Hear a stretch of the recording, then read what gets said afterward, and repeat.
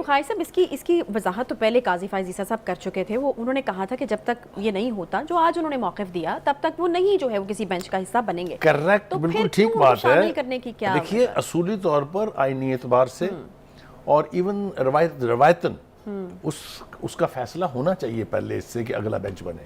बेंचों की तश्कील के बारे में ही तो है वो सारा। हाँ, एग्जैक्टली। और वही हरकत हुई जो पहले हुई थी। अब आपको उसको सस्पेंड करने की वजह समझ आ गई? सही। अच्छा, ये तो एक एस्पेक्ट है इसका। काजी फायज ईसा साहब की पोजीशन जो है वो बिल्कुल स्टेटेड है। उसके ऊपर बहुत सारे जो कानूनी लोग यानी माहिरीन हैं उनके रिमार्क्स हमने सुने हैं। इरफान कादर ने बहुत इंपॉर्टेंट कहा, उसने कहा जो काजी फायज ईसा ने किया है this is absolutely perfectly in line with the constitutional provision. उन्होंने कोई अनकॉन्स्टिट्यूशनल एक्ट नहीं किया और उन्होंने कहा कि जिस बात पर स्टैंड लिया है काजी फायज ईसा ने उसके मुताबिक ये बेंच जो तश्कील पाया है ये इलीगल है, ये नहीं होना चाहिए, ये नहीं बनना चाहिए, ये उन्होंने कैटेगोरिकली कह दिया। अब हमने देखना ये है कि ये करने क्या बैठे हैं। जो दो पटिशनर हैं जनाब खोसा साहब और जनाब एतजाज हसन साहब, इन दो से मैं एक सवाल पूछना चाहता हूं कि भाई साहब, आपका जन्म हुआ पाकिस्तान पीपल्स पार्टी में, हुआ ना?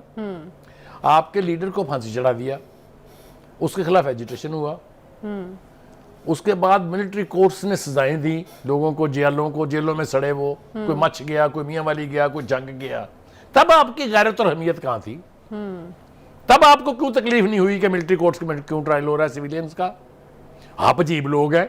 एक बंदे की प्रोटेक्शन के लिए जिसके बारे में खतरा है कि शायद उसको भी मिलिट्री कोर्ट में जाना पड़े, आपकी सारी गैरत जाग गई, आपका ज़मीर जाग गया, आपकी फनी माहिरियत जाग गई और आप तड़प रहे हैं मछली की तरह से, बिल्कुल जिस तरह मछली तड़पती है पानी के बाहर। तो एक तो मुझे इसका जवाब उनसे चाहिए कि ये आप अचानक क्यों फड़क उठे हैं इसके ऊपर। और दूसरी बात, चीफ जस्टिस साहब के ऊपर भी एस्पर्शंस कास्ट हो रही हैं और उसका इजहार जो है काजी फायज ईसा साहब ने कर दिया। उसने कहा पहली पिटीशन जो इस हवाले से आई थी वो थी इमरान खान साहब न्याजी साहब की, सही। दूसरी पिटीशन किसी एक शहरी की थी, तीसरी और चौथी ये इनकी थी जिसके ऊपर ये ट्रायल हो रहा है। तो ये अचानक जो नंबर 1 है वो 4 कैसे हो गई और नंबर 4 जो है वो 1 कैसे हो गई? वो बिल्कुल अपसाइड डाउन हो अब गया। वो हमें पता चल रहा है कि वो कैसे हुई, क्योंकि एक रात पहले जनाब खोसा साहब और जनाब एतजाज हसन साहब चीफ जस्टिस साहब से मिले थे उनके चैम्बर में। अच्छा, तो ये हो क्या रहा है? ये इंसाफ के अदारों का हाल है। Is this what you call justice? लिहाजा वो अपनी वफा निभाने में आखिरी हदूद को पहले भी छू रहे थे और अब अपनी आखिरी हदूद भी पार कर रहे हैं। अच्छा उकाई साहब, इस चीज़ में कितनी सदाकत है कि ये जो काजी फायज ईसा साहब, जैसा कि मैंने आपसे सवाल किया था कि पहले वजाहत दे चुके थे कि वो जो है वो किसी बेंच का हिस्सा इस तरह से नहीं बनेंगे। अब ये भी कहा जा रहा है कि चूंकि जस्टिस काजी फायज ईसा साहब का एक 2015 का फैसला मौजूद है जिसमें उन्होंने मिलिट्री कोर्ट्स के ऊपर एतराज़ात उठाए थे या फिर उसको रद्द किया था, तो इस वजह से भी जो है वो उनको इस बेंच का हिस्सा बनाया गया। गुजारिश ये है, जब चीफ जस्टिस बेंच अनाउंस करता है आप डिनाई नहीं कर सकते उसको, जो डिसिप्लिन है।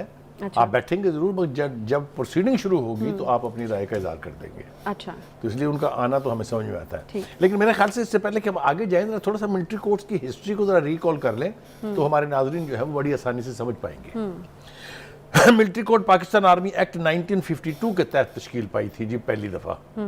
तो ये कोई खास किसी बंदे को टारगेट करने के लिए नहीं बनी है। अच्छा। कब बनी थी ये?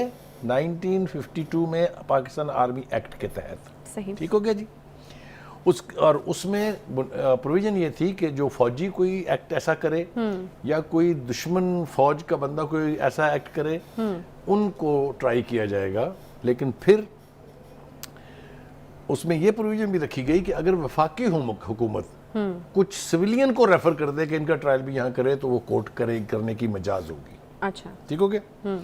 अब हम देखते हैं कि इसको प्रैक्टिकली इस्तेमाल कब किया गया। वो किया गया जनाब जुल्फकार अली भुट्टो साहब की तरफ से, जब उन्होंने 1977 का इलेक्शन हुआ और उसमें वायलेंस शुरू हो गई, law and order situation create हो गई, तो उन्होंने समरी मिलिट्री कोर्ट्स तश्कील दी। अच्छा। ठीक है। और उसमें लोगों का ट्रायल हुआ। उसके बाद फिर ये 21वीं तरमीम के जरिए पाकिस्तान के कॉन्स्टिट्यूशन का हिस्सा बन गई। अब एक बात तो ये तय हो गई है कि ये किसी एक सेगमेंट ऑफ सोसाइटी या किसी पर्टिकुलर पॉलिटिकल लीडर को टारगेट करने के लिए नहीं है, साल पहले से मौजूद है। सही। लिहाजा अब इसके ऊपर एतराज़ करना फिर वो बात सही लगती है कि चूंकि अब जो उस पार्टी के सरबराह हैं, जिनका नाम नहीं लिया जा सकता, मजबूरी है, उनका ट्रायल चूंकि इम्कानात हैं कि वो फौज हो सकता करेगी, इसलिए ये सारा हंगामा जो है ये इसके लिए है। इसके लिए ये यहाँ तक गए हैं कि अपनी अपनी पार्टी की रुकनीत मुअत्तल करा ली है इन्होंने, जिस पर मैंने कल भी ये कहा था कि क्या किस किस्म की आसान फरामोशी है कि ये दोनों हजरात जो है पीपल्स पार्टी में मोस्ट इम्पॉर्टेंट लोग रहे हैं, सेंट्रल एग्जीक्यूटिव कमेटी के मेंबर हैं, ऑफिस बेरर हैं, तो उन्होंने ये क्या वफा निभा रहे हैं वो मेरी समझ से बिल्कुल बाहर है। अब एक और मिसाल देनी बड़ी ज़रूरी है कि जो खान साहब का दौरे हुकूमत था, पीटीआई का जो 4.5 साल का दौरे हुकूमत था, उसमें भी 25 लोगों का ट्रायल हुआ था मिलिट्री कोर्ट्स में, और ये हमें बता रहे हैं कर्नल रिटायर्ड इनामुर रहीम साहब। अच्छा। उनका जी मैंने उनका केस लड़ा था। अच्छा। 25 लोगों और ये का, सिविलियंस थे? और वो सारे के सारे सिविलियन थे। अच्छा। उनमें से 3 को सजाए मौत हुई थी, बाकियों को 10 से 12 साल कैद हुई थी। वो अलग बात है कि बाद में सिविलियन कोर्ट्स ने, यानी हाई कोर्ट ने और सुप्रीम कोर्ट ने उनकी सजाओं को या माफ कर दिया सही। या कम कर दिया, वो एक अलग अमल है। तय क्या हुआ? तय ये हुआ कि ये मिलिट्री कोर्ट्स कोई आखिरी कोर्ट्स नहीं है। अच्छा, अपील का इसमें राइट है। ट्रायल होगा, लेकिन इसका अपील का हक हाई कोर्ट में भी है और सुप्रीम कोर्ट में भी है, तो फिर खदशा काहे का है? अच्छा, एक और जवाब पेश किया कि जी ये तो या कोई कर्नल करेगा या कोई ब्रिगेडियर करेगा। मुझे हैरत है कि पढ़े लिखे वकील जो है उन्हें यह पता नहीं है कि मिलिट्री के अंदर एक जैग ब्रांच होती है। अच्छा, वो क्या? जिसमें सिर्फ कानूनी माहिर होते हैं। वो जितने भी फौजी होते हैं उन्होंने कानून पढ़ा होता है, आइन पढ़ा होता है। मैं हवाला नहीं देना चाहता, लेकिन निकल रहा है मेरे मुंह से कि फौजी हुकूमतें जब कायम होती है मिलिट्री डिक्टेटर्स की, तो तमाम आईनी अमूर यही जैग ब्रांच हैंडल करती है। अच्छा। तो ये कहना कि उनको कानून का नहीं पता या वहाँ पता नहीं क्या खिलवाड़ हो जाएगा, जुल्म हो जाएगा, ये बेमानी बात है।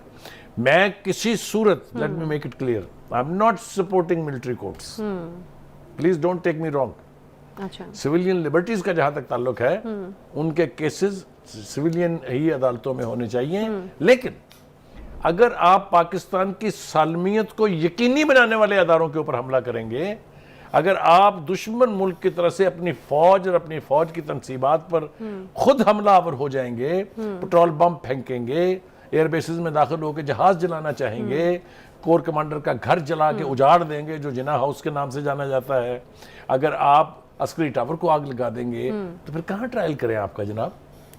ये तो सारी फौजी तनसीबात हैं, ये तो फौजी सिंबॉलिक बिल्डिंग्स हैं। तो इसलिए नहीं, तो खाई साहब आपको लगता है कि खौफ ज्यादा है मिलिट्री कोर्ट? होता है खौफ ज्यादा, और खौफ होना चाहिए। देखिए एक और बात चलते जिसकी वजह से इतनी बेचैनी है, चाहे वो इस्लामिक कॉन्सेप्ट ऑफ पनिशमेंट है या वो जो ये हमारे एग्जिस्टिंग पाकिस्तान के कवानीन है under the constitution of Pakistan, 2-3 concept हैं बाकायदा सजाओं के। एक है productive punishment. You will be surprise to hear कि प्रोडक्टिव पनिशमेंट क्या होती है। ये होता है कि आप किसी वजह से किसी को सजा हो जाए, उसे जेल में एक आदमी है जिसको कुछ नहीं आता, उसको आप किसी एक हुनर में ट्रेन करें। अच्छा, उसको वेल्डिंग सिखा दें, हाँ। उसको प्रोडक्टिव, ताकि वो बाहर निकले, हाँ। तो फिर जुर्म ना करे, हाँ। बल्कि पैसे कमाए अपने हुनर से। सही। दूसरी होती है प्यूनिटिव पनिशमेंट। अच्छा। इसका मतलब ये होता है कि किसी शख्स ने एक जुर्म किया है, जानबूझ के किया है, तो उसे सजा जरूर मिलनी चाहिए। अच्छा। And last is deterrent punishment. अच्छा। ऐसी सजाएं जिसे देख के और सुन के लोग इबरत हासिल करें।